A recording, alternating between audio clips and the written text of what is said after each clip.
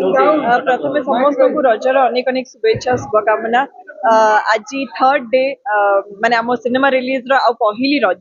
पहली रज रे एते भल पाइबा एते आशीर्वाद आउ एते बढ़िया रिस्पांस देखि बहुत खुशी लगुच। पावर सिनेमा तरफ रु आज आम कटक आसीचु संगम हॉल रे गोटे विजिट करबा पई। सबु हॉल रे पाखापाखि हाउसफुल शुणी बहुत खुशी लगुच कारण आम ओडिशार सबुठु बड़ पर्व आ से समय समस्ते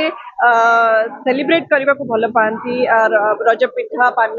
खाई एंजॉय करती रज ता सहित सिनेमा देखा गोटे बहुत बड़ माने कल्चर आम ओडिया मानकर रही आसी आज एत मात्रा भिड़ हॉल रही सहित एंटायर ओडिशार सब कण कण हॉल्स रे भिड़ देखा पाऊँ। सो बहुत खुशी लगे डीजे चलती ट्रेंड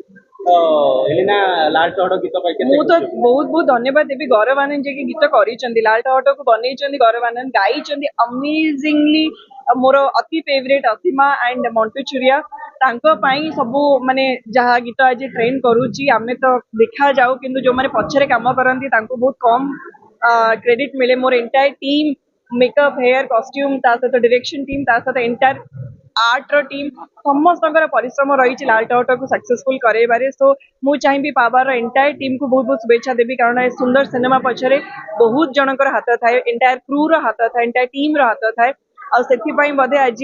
सबु ओडिया दर्शकंकर एते भल पाइबा साउंटुची।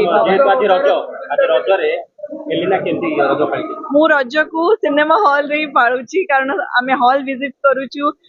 दर्शक मानक सहित डायरेक्टली देखा करबा पई चेष्टा करूची तांकर मुहरे हस खुशी देखि बहुत माने निजको शांति लागुची कारण सिनेमा बहुत कष्ट परिश्रम रे करा जाए जेते बेले ताकू हॉल रे समस्ते देखंती आ भल पाइबा दियंती सेते बेले हमकु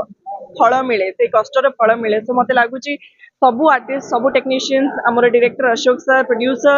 समस्त को बहुत खुशी लगुथबो जेते बेले ए सक्सेस बा ए लोकंकर भल पाइबा कहानी जदि आपण माने देखिबे गोटे गाँव रो कहानी आमे फुलबाणी रो गुमागढ़ बोली गोटे जगह अछि सेही जगह रे आमे शूट करिछु और सेही जगह रो गोटे माने देखिबा पई चेष्टा करिछु गाँव रे सरपंच इलेक्शंस ए निर्वाचन को लेकिन गोटे कहानी आमे इंस्पायर्ड मु कहबी पॉलिटिकल ड्रामा से इमोशन रही चाषी मान विषय गोटे मेसेज रही सहित भरपूर एंटरटेनमेंट रही जोटा कि लोक मान दरकार ता सहित आम भूलिनु जे आमे ओडिया आमर आमर रूट्स आमे केते स्ट्रांग आम निज रूट्स को लेकिन आम गाँ को लेकिन आम माटी को लेकिन एसेंस टा जणेबा पई चेष्टा कराई।